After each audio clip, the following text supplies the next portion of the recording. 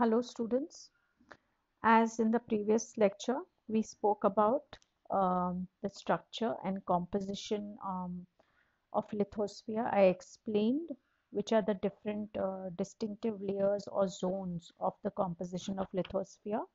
We will continue with that. The last what I spoke was for soil, about soil. Now we are going to talk about weathering of rocks and weathering also. Now this is what I had completed. We'll just revise this. Crust is the thin rocky layer we think of as the Earth's surface. Its thickness changes from 80 kilometers, 50 miles to 5 kilometers. Outer crust and inner crust was covered. Inner core. The center of the Earth is about 6,000 miles below the Earth's surface. It is a solid ball made of mostly just two metals, that's iron and nickel, that we discussed. That was the inner core. The crust, we know that it's the surface layer of the earth on which human beings live. Then the outer core. This layer is also made up of iron and nickel, but there are metals and are melted into a very hot liquid. This hot liquid forms a layer that moves around the inner core. Mantle, outer mantle and upper mantle and the lower mantle. Upper mantle I explained you all about the asthenosphere. It's the upper mantle. This layer is rock hard, but it actually flows around the outer core, moving about slowly as your fingernails grow. The next portion of the layer or the distinctive layer or part of the composition of lithosphere is weathering. Now, when we've done in our previous classes that what is weathering? Weathering basically it is the physical and chemical process that breaks down rock on the Earth's surface. Now we know that there are three kinds of rocks: igneous, sedimentary, and metamorphic. Soil formation results in disintegration or weathering of parent rock by physical or chemical or biological agents. These are the three agents which are responsible for the disintegration of rocks. So these small particles called regoliths are formed. Now what are regoliths, student? They are these broken unconsolidated rock material and soil material that forms the surface of the land. So regoliths basically means, I repeat, they are unconsolidated rock materials and solid material that form the surface of land. Now unconsolidated means they are not united, they are not combined. It involves processes. Weathering involves two processes that often work together: decompose or break down rocks. Now these regoliths, what I spoke to you all about was they, under the influence of other pedogenic processes, finally develop into mature soil. Pedogenic processes, pedology, study of soil. So there are certain soil processes which develop into mature soil. So these regoliths develop into matured soil. Now it is the disintegration or breakdown of rock material. Mechanical, there are different types of weathering: mechanical weathering, physical weathering, chemical weathering, biological weathering, and many more. Now mechanical weathering, no change in chemical composition, just disintegration into smaller pieces. This happens. Now when I talk about physical weathering also, physical weathering, what happens when climatic conditions such as temperature, water, ice, and gravity change the rocks into regoliths but do not cause any chemical transformation. They are called physical weathering. It occurs in deserts, in high altitudes, latitudes, especially in places where vegetation is sparse.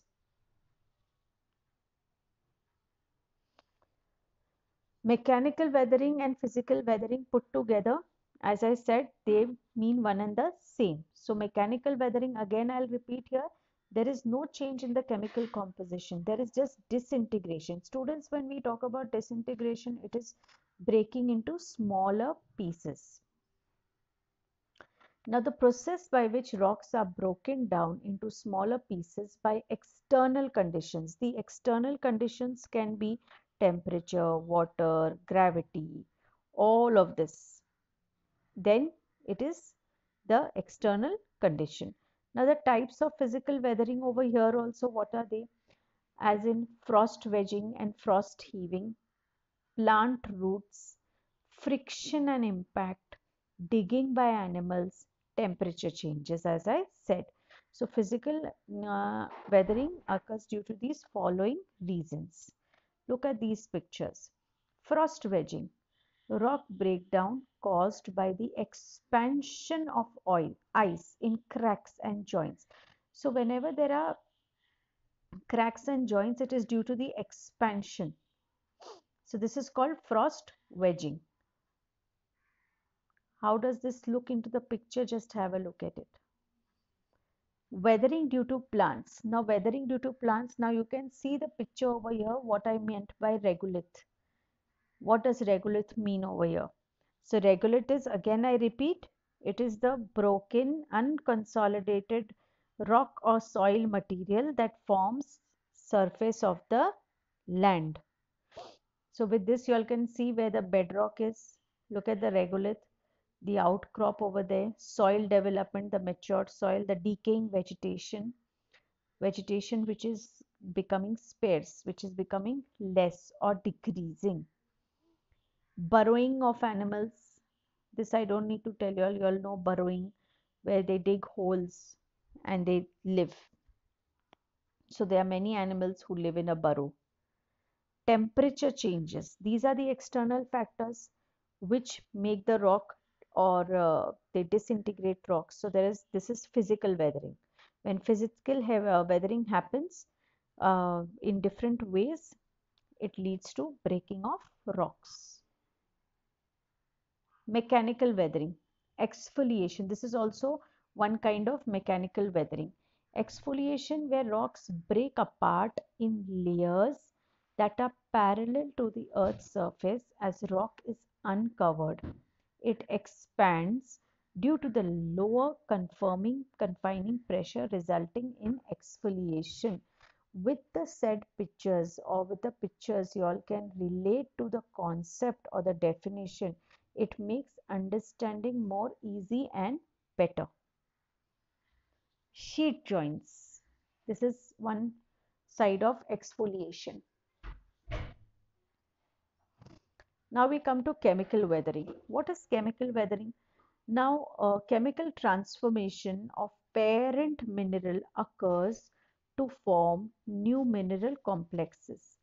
Now, water is the most potent weathering agent. We all know that. Soluble rocks like gypsum, limestone, and those with calcareous content get weathered by the solvent action of water. So, in chemical reaction, water is more potent as a weathering agent. The process that breaks down rock through chemical changes or rock get decomposed is called chemical weathering. What are the agents of chemical weathering? As we saw the agents of physical weathering, the agents of chemical weathering are water, oxygen, carbon dioxide, living organisms, acid, rain. Let's understand a little bit of this. Now these types of weathering are a part of weathering, which is a zone or a layer of the lithosphere. That is the reason we are studying this. Water is the main operator. Dissolution. Many ionic and organic compounds dissolve in water. Acid reactions. Water plus carbon dioxide is carbonic acid. Water plus sulfur is sulfuric acid. H positive, effective at breaking down minerals. Chemical weathering also happens due to hydration or hydrolysis. Hydration, what is hydration? Attachment of water molecules to crystalline structure of a rock causing expansion and weakness. Now students, this in detail what I am explaining you all, this is for your information. What you all need to know is When there's a big question asked, explain the structure or the composition of lithosphere, you all are going to explain the different layers, that is the core, the mantle, the crust, the minerals, rocks, soils, weathering. There is some more information about weathering. If you want to expand as per the marks allotted to the question, then you will go in a little bit of detailing. So we come back to hydration. Hydration is attachment of water molecules to crystalline structure of a rock, causing expansion and weakness. Hydrolysis. It is a combination of hydrogen and oxygen in water with rock to form new substances. This is a very famous karst topography, which is like development of underground caves. So this also comes because of chemical weathering. Features of karst caves, you all can have a look at these. Now biological weathering. Certain organisms like bacteria, protozoans, fungi, as well as lichens and mosses, they combine, they colonize the rocks and transfer it into a dynamic system storing energy and synthesizing organic material. Then these weathered rocks are changed into regoliths that are again changed into soil. What happens with this? There is a complex process which which is undertaken, and it is known as pedogenesis. Pedogenesis is related to biology. It's a biological phenomena. During this process, living organisms such as bacteria, algae, fungi, and mollusks contribute to different geochemical, biochemical, and biophysical reactions. So therefore, the soil, when fully developed, can be observed having a number of horizons starting from the surface to downwards. Now, in simple terms, biological weathering can be both chemical and mechanical in nature. Over here with the picture, what happens is the roots split the rocks apart. The roots produce acids that dissolve rocks. The tree grows and there is burrowing animals. In simple terms, again we'll understand what is biological weathering. Biological weathering is the effect that living organisms such as plants and animals have on rocks and other inanimate objects. This happens due to the molecular breakdown of minerals in the rock. When the biological weathering occurs, the living organisms break down the rock or other non-living object through either mechanical or chemical erosion or use of both. So biological weathering involves both mechanical physical weathering as well as chemical weathering. Causes of biological weathering, as we discussed about causes of chemical weathering and what are the agents. Causes of biological weathering can be man and animals, plants and roots, higher plants and roots, and microorganisms. Now see how does man and animal, they affect biological, how they help biological weathering take place. Plants and roots. Now, before I come back to this, we are going to understand, now we are going to talk about the interior of the earth structure. We all know that earth is called the world. Okay, it is the third planet from the sun. It is the densest planet in the solar system, and it is one of the largest of the solar systems of the four terrestrial planets. Now, earth is actually, if you all see, it is layered in spherical shells, just like an onion, if you can compare it to an onion. So it's layered in spherical shells. These layers can be defined by their chemical or their rheological properties. Earth has an outer silicate solid crust. You remember I had told you all the crust is broken into Cl and Cma. Cl is silicon in both places. The common metal was silicon. So it is silicate solid crust which is highly viscous mantle a liquid outer core that is much less viscous than the mantle, and a solid inner core. Now we are going to understand what we are going to talk about next is interior of the Earth structure. Earth is a terrestrial planet which is composed of rock and metal. It is mainly composed of rock and metal. Now, because the Earth is composed of rock, it has relatively high density. It has relatively very high density. Now, what is this? We are talking about the density of the Earth. The Earth is the densest planet in the solar system. The average density is approximately 5.51 grams per cubic centimeter. The pressure and density go on decreasing as more further away from the Earth's surface. Here we know already that 71% of the Earth, of this planet or the Earth, is covered with oceans. So, and the interior structure of the Earth is in spherical shells.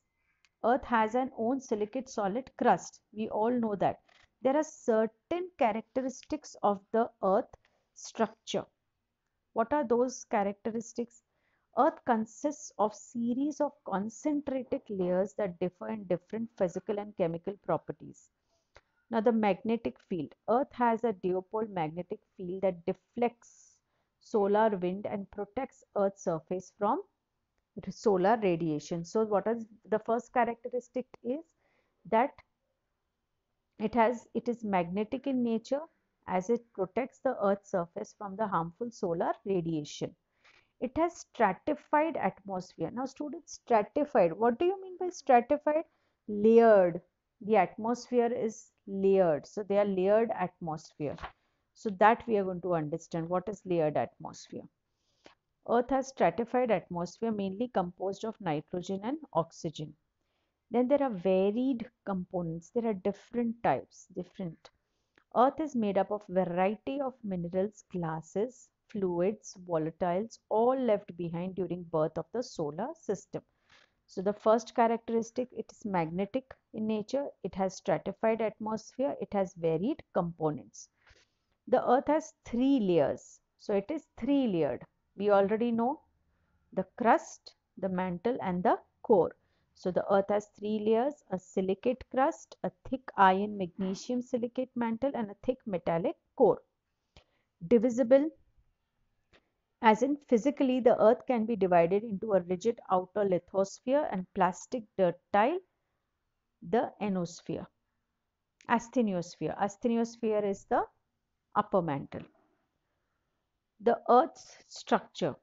The shape of the Earth has intrigued scientists throughout history. Now, the general acceptance of the fact that Earth is round came in the 1st century AD, although Pythagoras had already postulated a spherical Earth 600 years earlier. The flat Earth concept surfaced now and again in the Middle Ages. Now we are talking about the shape of the Earth. We all know that Earth rotates around its own axis, and revolves around the sun. This rotation produces centrifugal effect. Now what do you mean by centrifugal effect? Means it's moving away from the center. It moves in a curved path. Centrifugal effect means moving in a curved path. Hence, faster the rotation, the greater the centrifugal effect. At the equator, where the centrifugal velocity is highest per hour, rotation produces a slight bulge at the equator. This causes the Earth's shape to depart slightly from the perfect sphere. So I repeat here, what happens is we know that the Earth rotates around its own axis while revolving around the sun. It has a centrifugal effect. The centrifugal effect meaning it keeps moving in a curved path. If you can imagine a picture of the sun and the earth revolving around the sun. So because of the velocity which is high per hour, there is a slight bulge during the rotation at the equator. This causes it from becoming or getting into a perfect sphere. Keeping this account, Newton assumed the shape of the Earth. So according to Newton, the earth is oblate ellipsoid compared to a sphere. It is flattened at the poles and bulges towards the equator. We all have learned this, that it was Newton's thought process which made us get to the conclusion that the earth is flattened at the poles. The shape of the earth is flattened at the poles and it bulges outside around the equator. This is what we were talking about where the earth shape is concerned.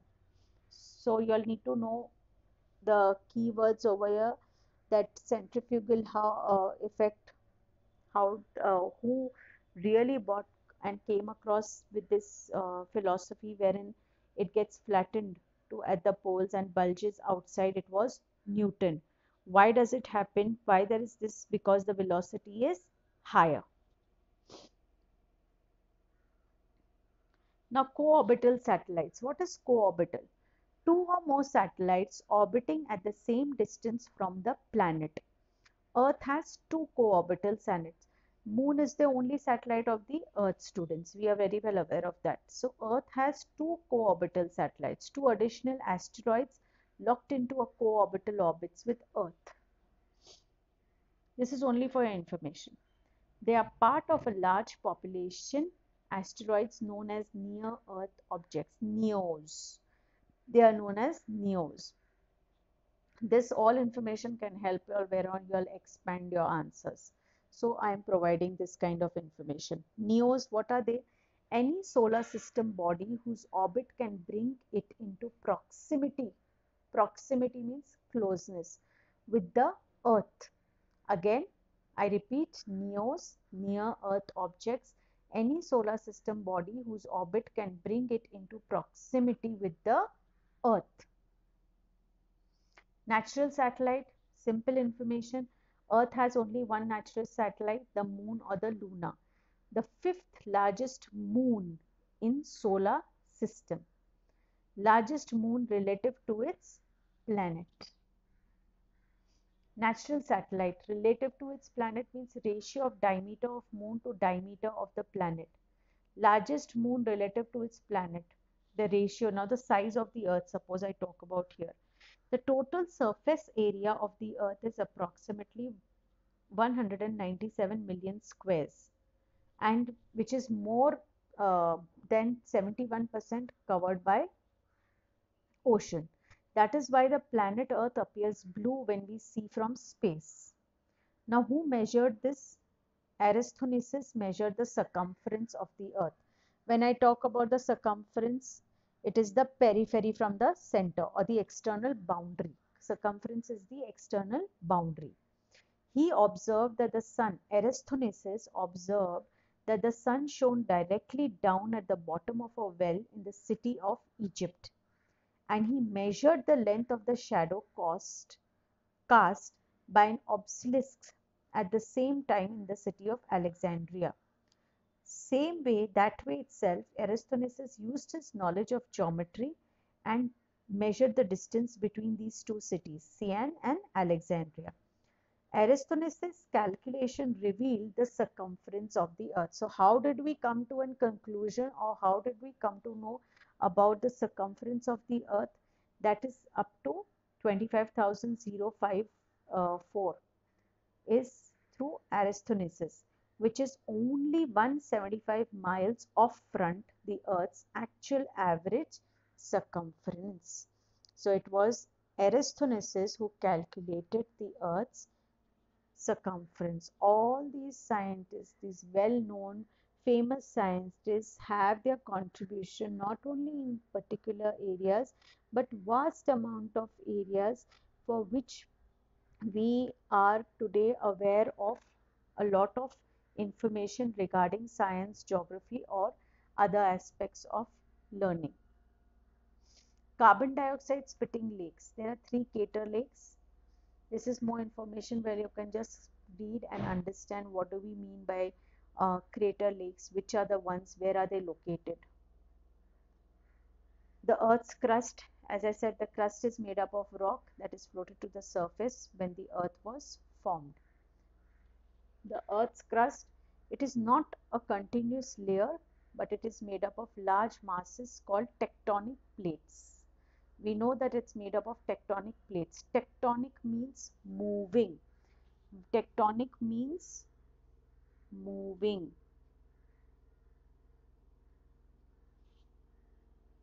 Earth's crust over here, we are talking about when I discussed about the Earth's crust, there are two parts of this crust, oceanic crust and continental crust. So what is oceanic crust and continental crust? Oceanic crust lies beneath the ocean.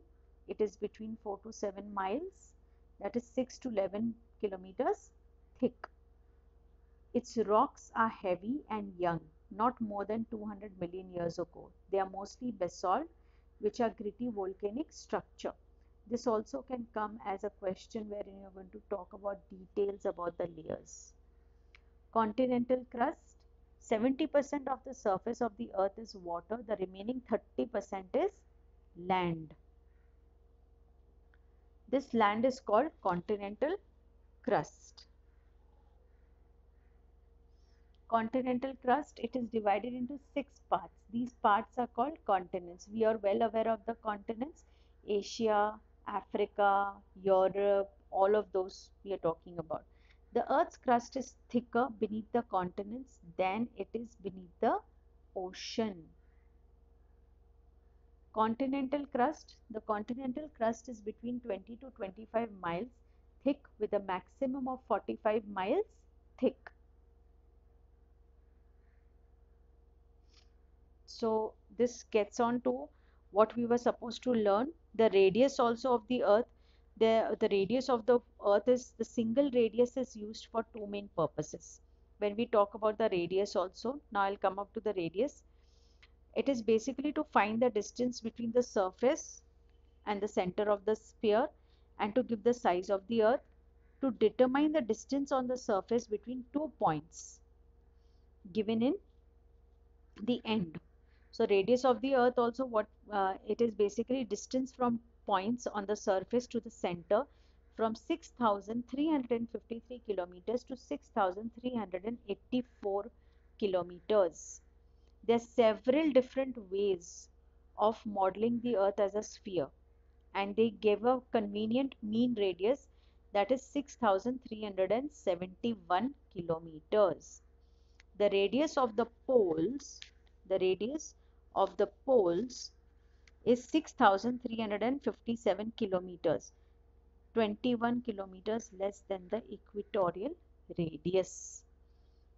So this gets us to the end. In this lecture we spoke about, or I discussed about the, I started with weathering, different types of weathering I explained you all, because weathering is a composition of lithosphere, a structure or a distinctive layer of the lithosphere. Then we came to earth. What is the earth? Particularly, what is the interior of the earth? I spoke to you all about the crust. Crust is divided into continental and oceanic crust. What are the characteristics of earth structure? I completed here. The earth shape, the density, the radius, all of that has been covered in this class.